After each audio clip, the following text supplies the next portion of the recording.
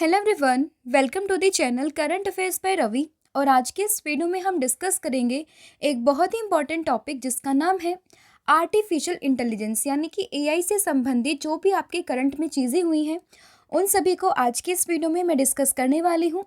ये पूरी वीडियो आपके सभी एग्जाम के पॉइंट ऑफ व्यू से काफ़ी इंपॉर्टेंट होगी, क्योंकि आज के समय पे जो टॉपिक है आपका एआई का वो काफ़ी ज़्यादा एक्सपेंड कर चुका है। इसकी एप्लीकेशन आपको डिफरेंट डिफरेंट फील्ड्स में देखने के लिए मिल रही है, तो इसीलिए ये अलग से टॉपिक आपके लिए मैं कवर करा रही हूँ। जितनी भी चीज़ें आपकी रिसेंट में हुई हैं रिलेटेड टू एआई, उन सभी को आज के इस वीडियो में हम डिस्कस करने वाले हैं। तो बिना देरी करे शुरू कर लेते हैं वीडियो को। और उससे पहले हम जान लेते हैं कि ये एआई, यानी कि जिसको हम हिंदी में समझते हैं कृत्रिम बुद्धिमत्ता के नाम से, ये क्या होता है। तो देखिए, अगर हम बात करें एआई की, यानी कि आर्टिफिशियल इंटेलिजेंस, जिसको हिंदी में कहते हैं कृत्रिम बुद्धिमत्ता, तो ये मनुष्यों या फिर जानवरों की बुद्धि के विपरीत मशीनों या सॉफ्टवेयर की बुद्धिमत्ता है। यानी कि जैसे हम लोगों का माइंड होता है, वैसे ही अगर आप किसी एक मशीन में दिमाग डाल दें, फिर वो हमारी तरह ही फंक्शन करे, तो उसी को एक तरीके से हम कह सकते हैं कि ये आर्टिफिशियल इंटेलिजेंस है। मतलब कि हमने आर्टिफिशियल तरीके से उसका ब्रेन जो है वो डेवलप किया है। ठीक है, ये कंप्यूटर विज्ञान में अध्ययन का एक क्षेत्र है जो बुद्धिमान मशीनों का विकास और अध्ययन करता है। मतलब सभी चीज़ें यहाँ पर डील करती है मशीनों में, और उन मशीनों में दिमाग होता है जो कि इंसान की तरह से काम कर सकता है, सोच सकता है। तो इस तरीके से आप ध्यान रखेंगे कृत्रिम बुद्धिमत्ता को। तो ऐसी ही मशीनों को हम कहते हैं एआई, जो कि मानव मस्तिष्क की तरह कार्य करती है।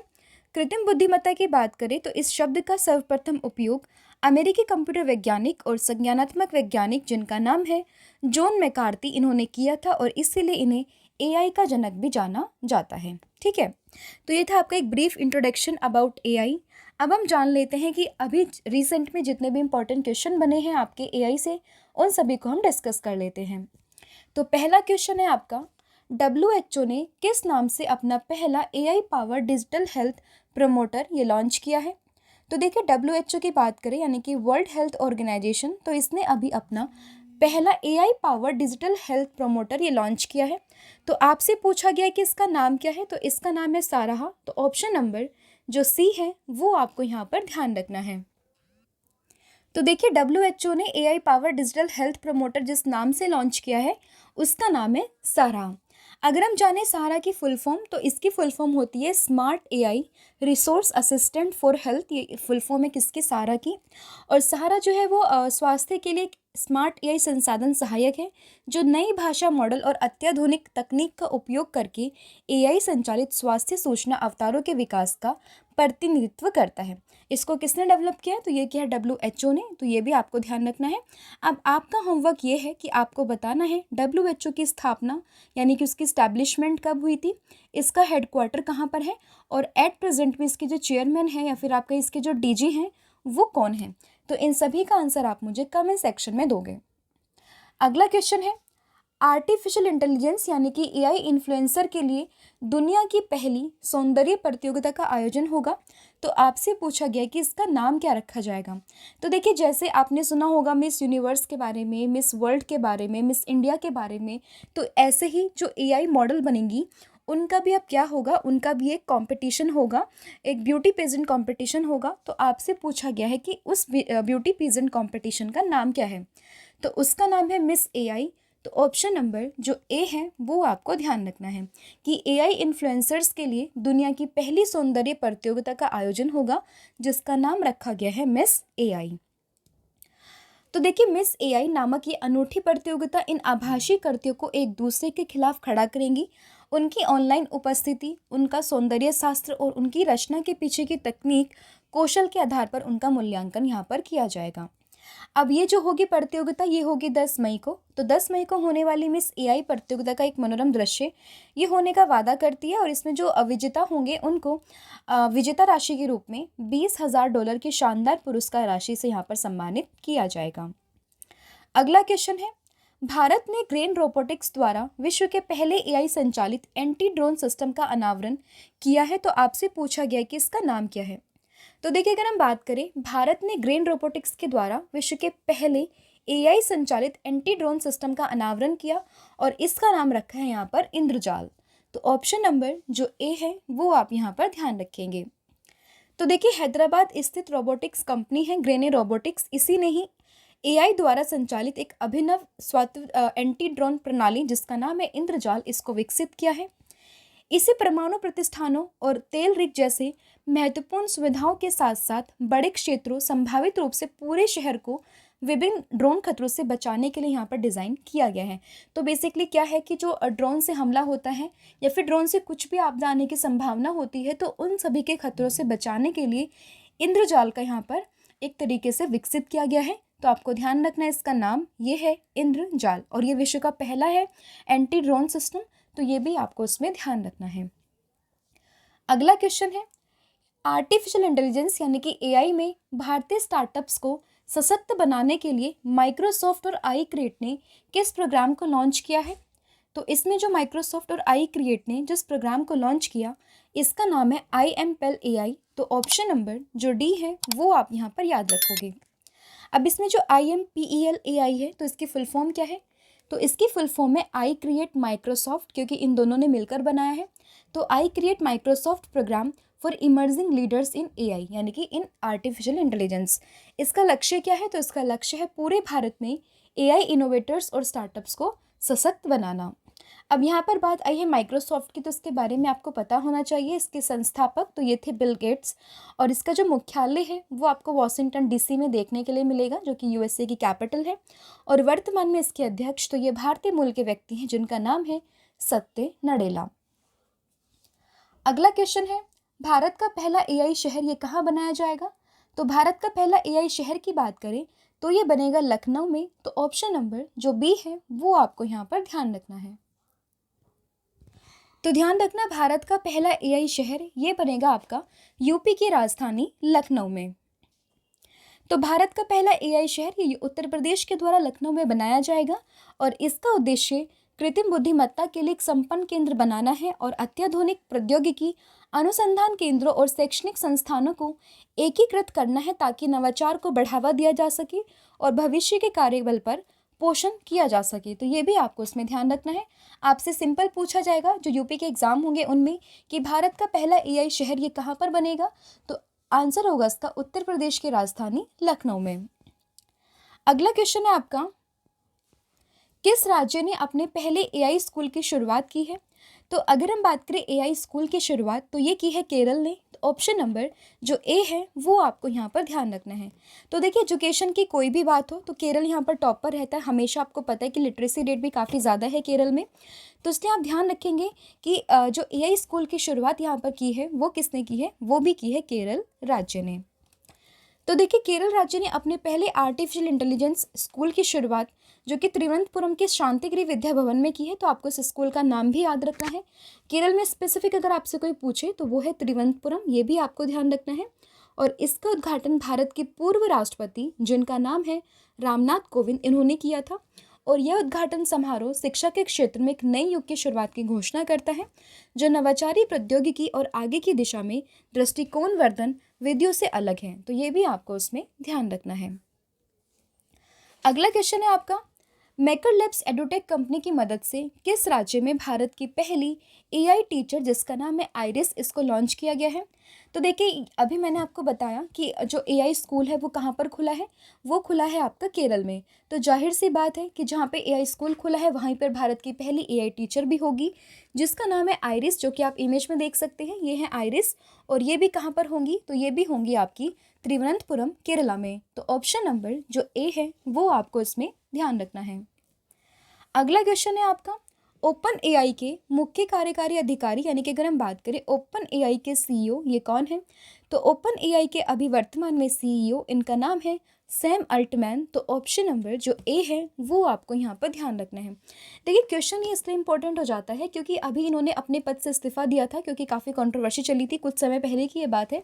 उसके बाद इनकी जगह पर किसी और को सीईओ बनाया गया, लेकिन वापस से फिर से अपॉइंट हुए हैं as a CEO of open AI. तो ध्यान रखिएगा, वर्तमान में सीईओ है कौन? Sam Altman. अगला क्वेश्चन है आपका, खुफिया जानकारी एकत्र करने के लिए एआई आधारित ऑरॉन विमान ये किसने लॉन्च किया है? तो ये लॉन्च किया है इजराइल ने। तो ऑप्शन नंबर जो ए है ये आपको यहाँ पर ध्यान रखना है। आप स्पेलिंग यहाँ पर देख सकते हैं, थोड़ा यहाँ पे चेंज करेगा, ORON, राइट। तो देखिए ओरोन विमान gulf stream G550 aerospace platform पर आधारित है। ओरोन विमान इसराइल के रक्षा मंत्रालय की अभूतपूर्व प्रगति का प्रमाण है, जो कि देश की सैन्य क्षमताओं में उल्लेखनीय प्रगति का प्रतीक है। यहाँ पर अगर हम बात करें ओरोन नाम का ये किसने लॉन्च किया है, तो ये क्या है, किसने, इजराइल ने। तो ये भी आप इसमें ध्यान रखेंगे।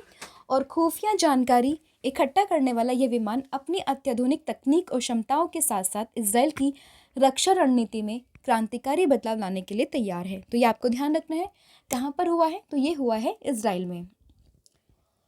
अगला क्वेश्चन है आपका, भारतीय विशिष्ट पहचान प्राधिकरण, जिसको आप शॉर्ट में जानते हो UIDAI के नाम से, इसकी ओर से AI आधारित चैटबॉट लॉन्च किया गया। इसका नाम क्या है, तो इसका नाम है आधार मित्र। दैट इज ऑप्शन नंबर जो C है वो आप यहाँ पर याद रखेंगे। तो देखिए भारतीय विशिष्ट पहचान प्राधिकरण की ओर से AI आधारित चैटबॉट जिसका नाम है आधार मित्र, इसको लॉन्च किया गया है। और चैटबॉट के आने से UIDAI की वेबसाइट पर अपने आधार से जुड़ी जानकारी लेना पहले के मुकाबले अब काफ़ी ज़्यादा आसान यहाँ पर हो गया है। इसके माध्यम से आप क्या कर सकते हैं, आप आधार पंजीकरण कर सकते हैं, आधार के स्टेटस को आप अपडेट देख सकते हैं, PVC आधार को ट्रैक करना, साथ ही में नज़दीकी आधार सेंटर का पता लगाना, ये सभी कार्य आपके हो सकते हैं थ्रू दी आधार मित्र। तो ये भी आपको उसमें ध्यान रखना है। अगला क्वेश्चन है आपका, दुनिया के पहले ह्यूमनॉइड रोबोट का CEO ये किसे नियुक्त किया गया है, तो ये नियुक्त किए गए हैं अभी मीका को। तो ऑप्शन नंबर जो B है ये आप यहाँ पर ध्यान रखेंगे। तो देखिए पॉलिस संचालित कंपनी है हैंसन रोबोटिक्स और डिक्टाटर ने मीका नामक दुनिया के पहले ह्यूमनॉइड रोबोट का CEO ये नियुक्त किया गया है। इस परियोजना का लक्ष्य कंपनी के अद्वितीय मूल्यों के साथ साथ उन्नत कृत्रिम बुद्धिमत्ता और मशीन लर्निंग का मिश्रण करना है। तो ये भी आप इसमें ध्यान रखेंगे। तो ये दुनिया के पहले ह्यूमनॉइड रोबोट CEO, इसका नाम आपको ध्यान रखना है, नाम है इसका क्या, मीका। अगला क्वेश्चन है आपका, नरेंद्र मोदी ने उत्तर प्रदेश में एक भाषण में वास्तविक समय से अनुवाद के लिए सरकार द्वारा विकसित किस AI भाषा उपकरण का उपयोग किया है, तो यहाँ पर जिस उपकरण का उपयोग किया गया है इसका नाम है भाषिनी। तो ऑप्शन नंबर जो D है वो आप यहाँ पर ध्यान रखेंगे। तो देखिए क्या हुआ था कि नरेंद्र मोदी जी ने उत्तर प्रदेश में एक भाषण दिया।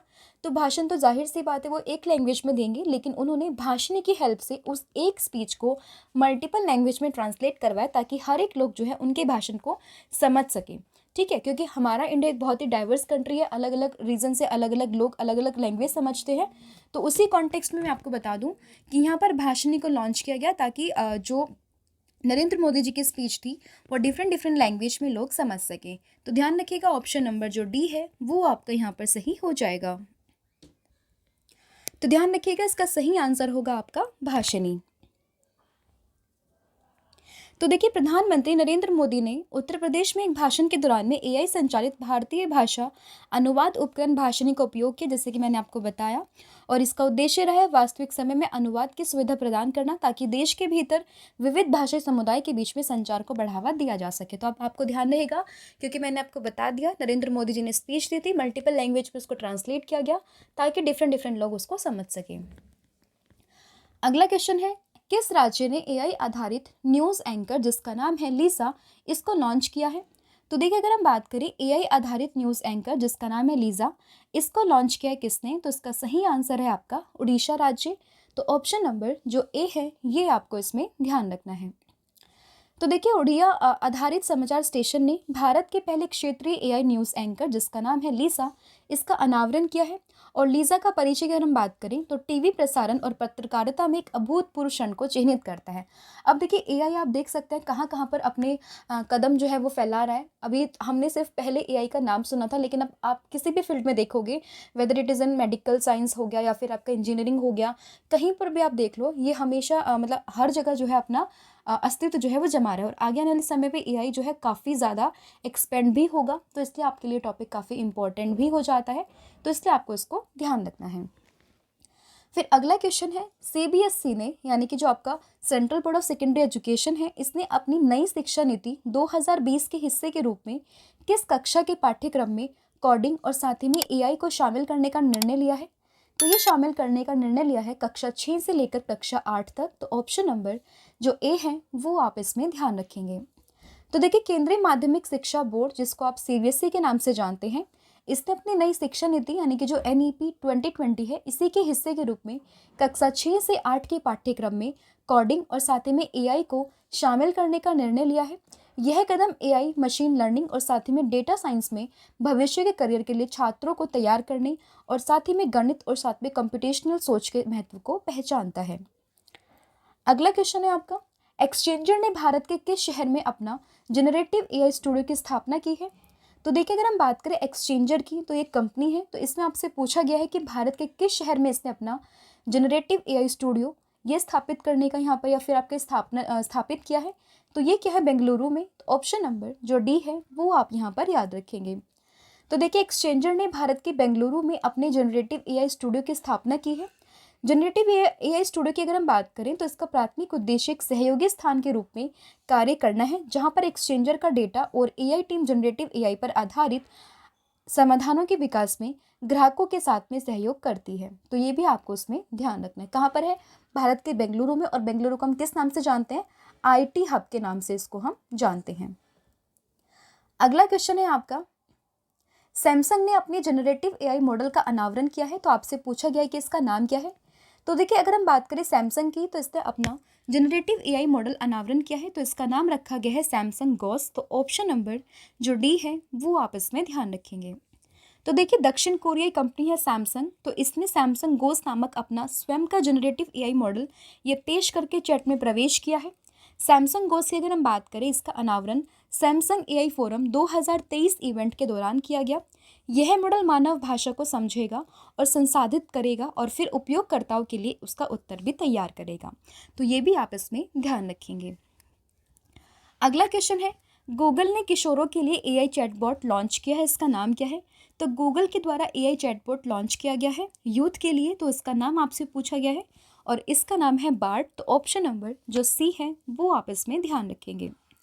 तो देखिए, गूगल अपने AI चैटबॉट जिसका नाम है बार्ड के लॉन्च के साथ में किशोरों की शैक्षिक आवश्यकताओं को पूरा करने में एक महत्वपूर्ण कदम उठा रहा है। गूगल किशोरों के लिए अपना संवादात्मक AI टूल बार्ड तक पहुंच का विस्तार कर रहा है, जिससे कि पर्यवेक्षित और सुरक्षित ऑनलाइन सेटिंग में शैक्षिक अनुभव में सुधार यहाँ पर होगा। तो आपको ध्यान रखना है, गूगल का जो AI चैटबॉट है इसका नाम है क्या? इसका नाम है बार्ड। अगला क्वेश्चन है आपका, गूगल की मूल कंपनी जिसका नाम है अल्फाबेट ने AI मॉडल पेश किया है। तो इसका नाम आपसे पूछा गया है। तो इसका नाम है जेमिनी। और अभी आपने जेमिनी का काफ़ी नाम भी सुना होगा। 3 वर्जन इसके आए थे, एक बेसिक था, एक प्रो, एक अल्ट्रा करके कुछ था। तो ये आपको ध्यान रखना है। जो जेमिनी है वो किसने लॉन्च किया है? गूगल ने लॉन्च किया। उसकी जो मूल कंपनी अल्फाबेट, इसके द्वारा नाम है इसका जेमिनी। तो देखिए, गूगल की मूल कंपनी है अल्फाबेट ने अपने नवीनतम और अब तक के सबसे उन्नत AI मॉडल जिसका नाम है जेमिनी, इसका अनावरण किया है। ओपन AI के GPT-4 और मेटा के लामा 2 जैसे प्रतिस्पर्धाओं को पछाड़ने के लिए जेमिनी कृत्रिम बुद्धिमत्ता के तेजी से विकसित हो रहे क्षेत्र में तकनीकी दिग्गज के लिए एक बड़ी छलांग का यह प्रतिनिधित्व करता है। अगला क्वेश्चन है, किस कंपनी ने मैप्स के लिए यानी कि जो गूगल मैप आपके होते हैं उसी के लिए भारत के पहले AI पावर्ड एक्सपीरियंस की घोषणा की है? तो इसकी घोषणा यहाँ पर की है गूगल ने। ऑप्शन नंबर जो ए है वो आप यहाँ पर याद रखेंगे। तो देखिए, गूगल मैप आप सभी यूज़ करते हो। जब आप कहीं जाते हो तो आप कहते हो ना कि गूगल मैप पे सर्च कर लेते हैं ये लोकेशन कहाँ पर है। तो उसी गूगल मैप ने एक सर्वव्यापी नेविगेशन टूल AI का लाभ उठाते हुए कई नई सुविधाओं के साथ में भारत में एक परिवर्तनकारी उन्नयन से गुजरने के लिए तैयार है। और इसका उद्देश्य है अधिक सहज अनुभव प्रदान करके स्थान खोज को सरल बनाना। तो आप ध्यान रखेंगे, मैप के लिए जो यूज़ किया AI वो किसने यूज़ किया है? वो किया है गूगल ने।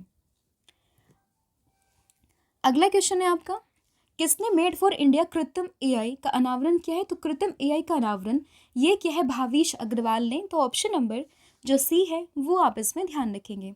तो देखिए, ओला के सह संस्थापक हैं भावेश अग्रवाल द्वारा स्थापित कृत्रिम AI नामक मॉडल को 22 भारतीय भाषा में संचालित करने के लिए डिज़ाइन किया गया है, जो भारत प्रथम लागत संरचनाओं में सांस्कृतिक जुड़ाव और पहुंच पर जोर देता है। तो आपको ध्यान रखना, कृत्रिम AI या फिर आप कृत्रिम AI कहें, ये किसने लॉन्च किया? ये किया भावेश अग्रवाल ने।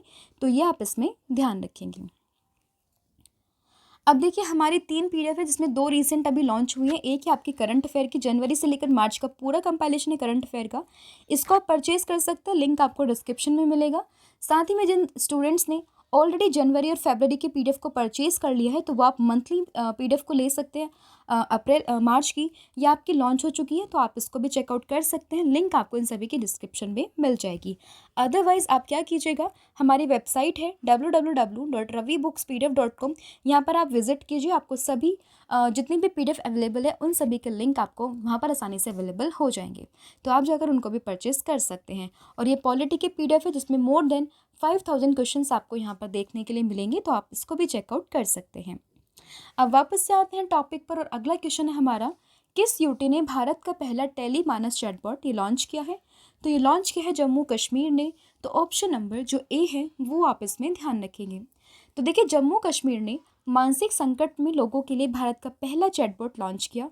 जम्मू कश्मीर के उपराज्यपाल जो है मनोज सिन्हा, इन्होंने केंद्र शासित प्रदेश में भारत का पहला टेली मानस जिसका नाम है चैटबॉट शुरू किया है। तो ये भी आपको इसमें ध्यान रखना है, मतलब टेली मानस नाम से चैटबॉट है, इसको शुरू किया है। अगला क्वेश्चन है, पहली एआई प्रोग्रामिंग भाषा का नाम क्या है? तो अगर हम बात करें पहली एआई प्रोग्रामिंग भाषा का नाम, तो इसका नाम है लिस्प। तो ऑप्शन नंबर जो ए है वो आप इसमें ध्यान रखेंगे। तो यहाँ पे जो लिस्प है इसकी फुल फॉर्म है, ये है लिस्ट प्रोसेसिंग, तो ये भी आप ध्यान रखेंगे। तो देखिए, एआई ने प्रौद्योगिकी के साथ हमारी बातचीत करने के तरीके को बदल दिया, यानी कि जैसे कि हम बात करते हैं टेक्नोलॉजी में, पहले कुछ और किया करते थे लेकिन आज बहुत ज़्यादा ईजी हो चुका है टेक्नोलॉजी से खुद को इंटरेक्ट करना। तो वैसे ही, लेकिन इसकी जो शुरुआत हुई थी वो एक भाषा के साथ में हुई थी। तो वो भाषा कौन सी थी? तो वो थी लिस्प। तो ये भी आप इसमें ध्यान रखेंगे। और ये किसके सहयोगी और किस वैज्ञानिक के द्वारा ये विकसित की गई थी? तो ये की गई थी जॉन मैकार्थी के द्वारा। अगला क्वेश्चन है, ओपन एआई के सीईओ सैम अल्टमैन ने किस क्रिप्टो प्रोजेक्ट को लॉन्च किया है? तो ये लॉन्च किया है वर्ल्ड कॉइन को। ऑप्शन नंबर ए आप यहाँ पर ध्यान रखेंगे। तो देखिए, ओपन एआई के सीईओ जो है सैम अल्टमैन, जो मैंने आपको बताया, ये इसके सीईओ पहले थे, फिर इन्होंने रिज़ाइन किया या हटा दिए गए, उसके बाद फिर वापस से अपॉइंट हुए हैं, तो ध्यान रखिएगा। ओपन एआई के सीईओ सैम अल्टमैन ने 2 को फाउंडर्स के साथ में वर्ल्ड कॉइन क्रिप्टो प्रोजेक्ट की शुरुआत की है, और इस प्रोजेक्ट के माध्यम से उपयोगकर्ताओं को एक वेरीफाइड डिजिटल पहचान और फाइनेंशियल प्रोजेक्ट तक पहुँच यहाँ पर मिलेगी। अगला क्वेश्चन है, भारत के किस एआई सुपर कंप्यूटर ने प्रतिष्ठित शीर्ष 500 ग्लोबल सुपर कंप्यूटिंग सूची में 75वीं रैंक यहाँ पर हासिल की है? तो ये की है एरावत ने। आपको ध्यान रखना है ऑप्शन नंबर जो ए है ये आपको यहाँ पर ध्यान रखना है। तो ये एरावत की अगर हम बात करें तो ये एआई सुपर कंप्यूटर है और इसने अभी 75वीं रैंक हासिल की है शीर्ष 500 ग्लोबल सुपर कंप्यूटिंग की सूची में। तो ऑप्शन नंबर ए आपको इसमें ध्यान रखना है। तो देखिए, जर्मनी में अंतर्राष्ट्रीय सुपर कंप्यूटिंग सम्मेलन के दौरान में सीडेक पुणे में स्थित एआई सुपर कंप्यूटर जिसका नाम है एरावत, इसने शीर्ष 500 ग्लोबल सुपर कंप्यूटिंग सूची में 75वां स्थान यहाँ पर हासिल किया है। एरावत एआई पर भारत सरकार के राष्ट्रीय कार्यक्रम का एक हिस्सा है जो देश की एआई क्षमताओं में एक महत्वपूर्ण प्रगति का प्रतिनिधित्व यानी कि रिप्रेजेंटेशन यहाँ पर करता है। अगला क्वेश्चन है, माइक्रोसॉफ्ट ने लोकप्रिय मैसेजिंग प्लेटफॉर्म जिसका नाम है व्हाट्सएप, इसके माध्यम से एक सुलभ एक जनरेटिव एआई संचालित बहुभाषी चैटबॉट यहाँ पर लॉन्च किया है। तो इसका नाम आपसे पूछा गया है, तो इसका नाम है जुगलबंदी। दैट इज ऑप्शन नंबर जो ए है वो आप इसमें ध्यान रखेंगे। तो देखिए, माइक्रोसॉफ्ट ने लोकप्रिय मैसेजिंग व्हाट्सएप जो प्लेटफॉर्म है आपको व्हाट्सएप, इसी के माध्यम से एक सुलभ जनरेटिव एआई संचालित बहुभाषी चैटबॉट जिसका नाम है जुगलबंदी, इसको लॉन्च किया है। बोर्ड को विशेष रूप से ग्रामीण भारत के उन क्षेत्रों को कवर करने के लिए बनाया गया जो कि आसानी से मीडिया के माध्यम से प्रवेश नहीं करते हैं और सरकार की कल्याणकारी गतिविधियों तक पहुंच की कमी है।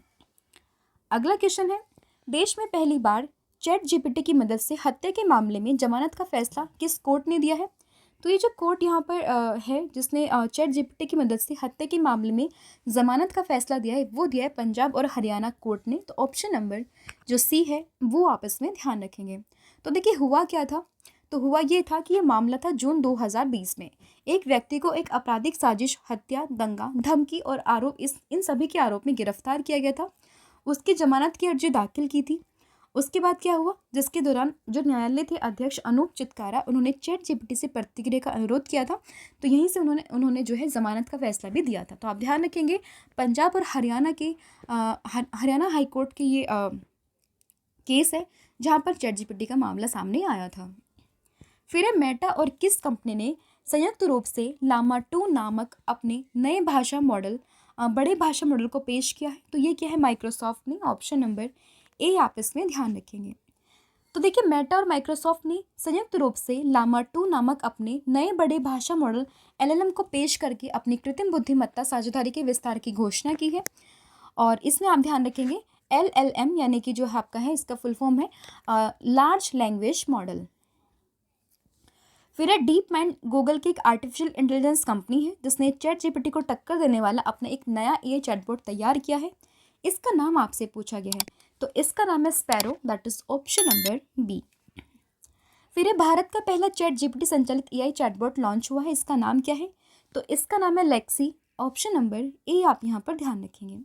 तो देखिए लेक्सी नामक चैट जीपीटी संचालित भारत का पहला एआई आधारित चैटबॉट है और चैटबॉट को फिनटेक कंपनी जिसका नाम है वेलोसिटी ने लॉन्च किया है और इसे चैट जीपीटी का भारतीय संस्करण माना जा रहा है।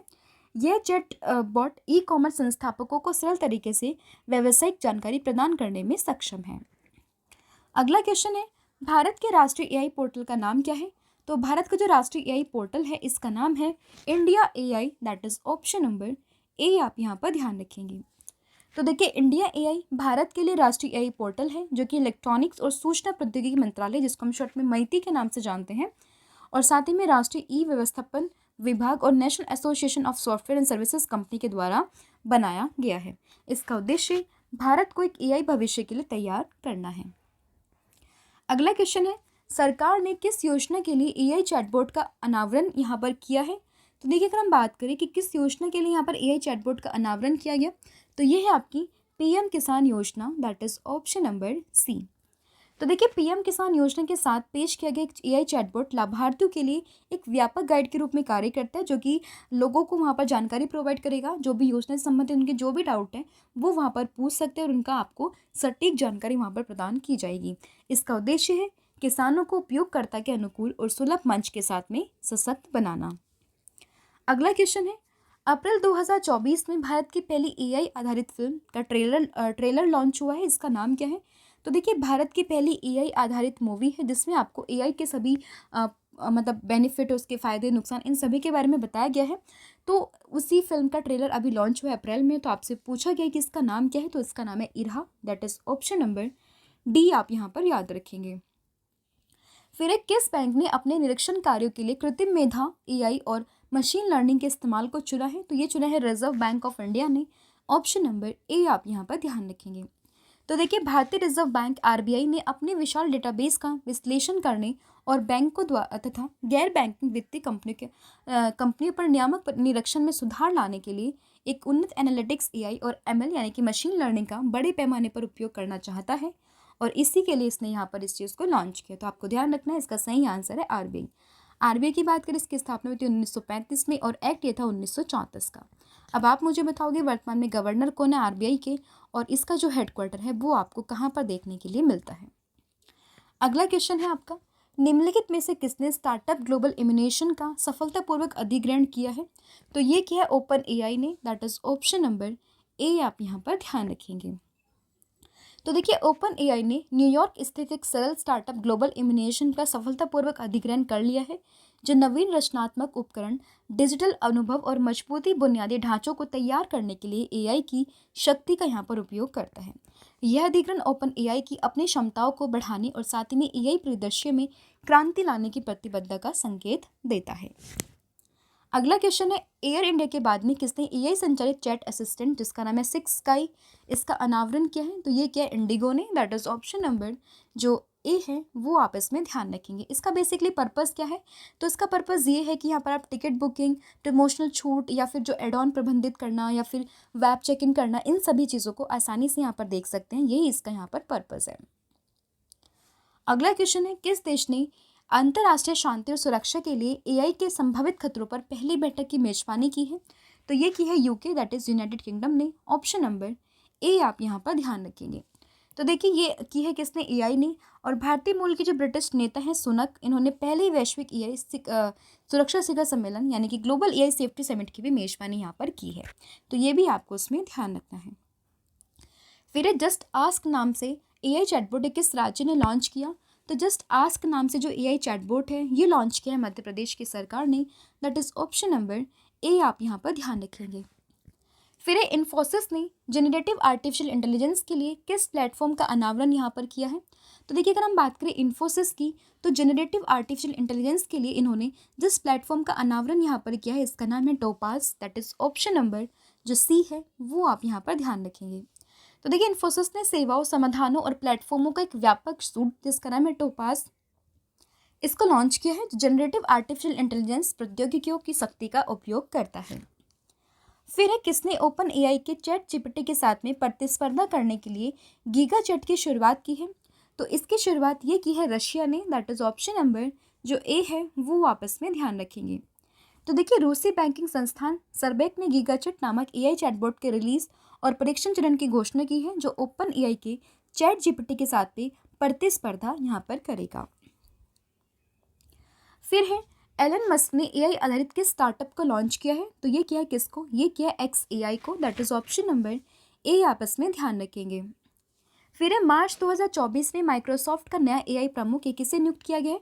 तो ये नियुक्त हुए हैं Mustafa Suleyman, that is option number A आपस में ध्यान रखेंगे। माइक्रोसॉफ्ट की अगर हम बात करें, स्थापना हुई थी 1975 में, मुख्यालय वॉशिंगटन डीसी में है, यूएसए में। संस्थापक इसके बिल गेट्स हैं और सीईओ हैं भारतीय मूल के सत्य नडेला।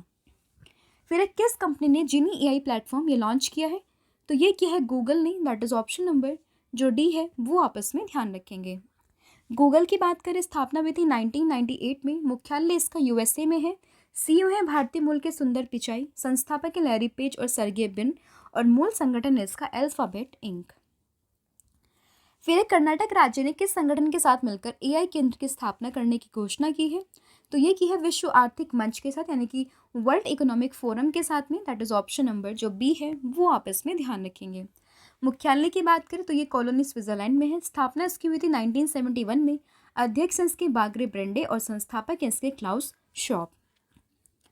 फिर देश के प्रमुख आईआईटी संस्थान और रिलायंस इन्फोकॉम ने मिलकर किस नाम से एआई मॉडल को बनाया है। तो ये बनाया हनुमान के नाम से, तो ऑप्शन नंबर ए आपस में ध्यान रखेंगे। इसकी विशेषता क्या है, तो इसकी विशेषता ये है कि 11 स्थानीय भाषाओं में काम करने की क्षमता रखता है, और साथ ही में ये बहुभाषी क्षमता भाषण से पाठ कार्य क्षमताओं के साथ मिलकर हनुमान को एक अत्याधुनिक, उपयोगकर्ता अनुकूल और बहुमुखी एआई मॉडल के रूप में स्थापित यहाँ पर करता है। फिर किस देश ने एआई पावर्ड सड़क सुरक्षा के लिए नोवा गवर्नमेंट पुरस्कार जीता है। तो ये जीता है भारत ने, ऑप्शन नंबर ए आप इसमें ध्यान रखेंगे। वर्ल्ड गवर्नमेंट समिट की बात करें तो ये हुआ था यूनाइटेड अरब अमीरात में। क्यों मिला है ये पुरस्कार, तो ये मिला एआई पावर्ड सड़क सुरक्षा के लिए अवार्ड दिया गया है, क्योंकि सड़क परिवहन और राजमार्ग मंत्री जो नितिन गडकरी, उन्होंने साल 2021 में आई रास्ते नाम से एक परियोजना शुरू की थी, जिसमें एआई की मदद से सड़क सुरक्षा को सुनिश्चित करना था। आई रास्ते की फुल फॉर्म है intelligent solution for road safety through technology and engineering. फिर किस राज्य ने एआई आधारित सेवाओं के लिए गूगल के साथ में समझौता ज्ञापन पर हस्ताक्षर किए। तो ये किया है महाराष्ट्र ने, ऑप्शन नंबर ए आपस में ध्यान रखेंगे। इसका उद्देश्य है कृत्रिम स्थिरता, स्वास्थ्य सेवा, शिक्षा और स्टार्टअप जैसे क्षेत्रों में एआई आधारित सेवा प्रदान करना, और साथ ही में गूगल भारतीय सूचना प्रौद्योगिकी संस्थान यानी कि आईआईटी जो है नागपुर में अत्याधुनिक एआई उत्कृष्टता केंद्र भी यहाँ पर लॉन्च करेगा। फिर एम्स नई दिल्ली ने centre for development of advance computing Pune के साथ मिलकर कैंसर का शीघ्र पता लगाने के लिए किस एआई प्लेटफॉर्म को लॉन्च किया है। तो ये क्या है iOncology.ai, that is option number C आप ध्यान रखेंगे। अगर हम बात करें ऑन्कोलॉजी की, तो ये बेसिकली चिकित्सा की शाखा है जिसमें आप कैंसर के निदान से और उसके उपचार से संबंधित स्टडी यहाँ पर करते हैं। फिर एआई संवादों को 22 भाषाओं भारतीय भाषाओं में बदलने के लिए भारत का पहला बड़ा भाषा मॉडल भारत जीपीटी ये किसने लॉन्च किया है। तो ये लॉन्च किया है CoreOver.ai ने, दैट इज ऑप्शन नंबर जो ए है वो आपस में ध्यान रखेंगे। तो देखिए, भारत जीपीटी एक स्वदेशी जनरेटिव एआई प्लेटफॉर्म के रूप में तैनात है, जिसको CoreOver.ai ने लॉन्च किया है। भारत जीपीटी ने व्यापक भाषा समर्थन हासिल किया, जो 12 से अधिक भारतीय भाषाओं में आवाज मॉडलिटी और 22 भाषाओं में टेक्स्ट मॉडलिटी की पेशकश यहाँ पर करता है। फिर ओला के सीईओ भावेश अग्रवाल का एआई स्टार्टअप देश का पहला एआई यूनिकॉर्न बना है। इसका नाम क्या है, तो इसका नाम है कृत्रिम AI, that is option number C आपस में ध्यान रखेंगे। तो आर्टिफिशियल इंटेलिजेंस, जैसे कि मैंने आपको स्टार्टिंग में ही बताया, बनावटी कृत्रिम यानी कि तरीके से विकसित की गई एक बौद्धिक क्षमता है। और यूनिकॉर्न क्या होता है, तो यूनिकॉर्न होता है जब कोई भी स्टार्टअप जिसकी वैल्यूएशन जो है $1 अरब से ज़्यादा हो जाती है, तो वो यूनिकॉर्न स्टार्टअप यहाँ पर कहलाता है। फिर एक global partnership on AI summit 2023 की थीम क्या है, तो इसकी थीम है advancing responsible AI in public sector application, that is option number जो ए है वो आपस में ध्यान रखेंगे। ये सम्मेलन कहाँ हुआ था? तो भारत मंडपम दिल्ली में ये हुआ था 12 से 14 दिसंबर 2023 में। और एआई पर वैश्विक साझेदारी में लगभग 28 सदस्य देश यहाँ पर शामिल हुए थे और साथ ही में ईयू भी इसमें शामिल हुआ था, तो ये भी आपस में ध्यान रखेंगे। तो ये थे आपके top 50 question based on AI. तो जितना भी आपका रिसेंट डेवलपमेंट हुआ एआई से, उन सभी को मैंने यहाँ पर डिस्कस किया। होपफुली आपको ये वीडियो पसंद आया होगा। अब जितने भी क्वेश्चन मैंने इन बिटवीन ऑफ वीडियो पूछे उन सभी के आंसर आप मुझे दोगे। और अब मैं आपसे पूछती हूँ टेस्ट के कुछ क्वेश्चन जिसका आंसर आप मुझे कमेंट सेक्शन में दोगे। तो पहला क्वेश्चन है आप सभी के लिए, WHO ने किस नाम से अपना पहला AI powered digital health promoter launch किया? इसका नाम आपको बताना है और जो नाम होगा उसकी फुल फॉर्म भी कुछ है वो भी आपको मुझे बतानी है। फिर है एआई इन्फ्लुएंसर के लिए दुनिया की पहली सौंदर्य प्रतियोगिता का आयोजन होगा। तो आपसे पूछा गया कि इसका नाम क्या रखा गया है, तो ये भी आप मुझे कमेंट सेक्शन में बताओगे। इसके अलावा पीडीएफ में ऑलरेडी आपको बता चुकी है, आप इसको परचेज कर सकते हैं, लिंक आपको डिस्क्रिप्शन में मिलेगा। अदरवाइज आप हमारी वेबसाइट को विजिट कर सकते हैं जो कि है www.ravibookspdf.com।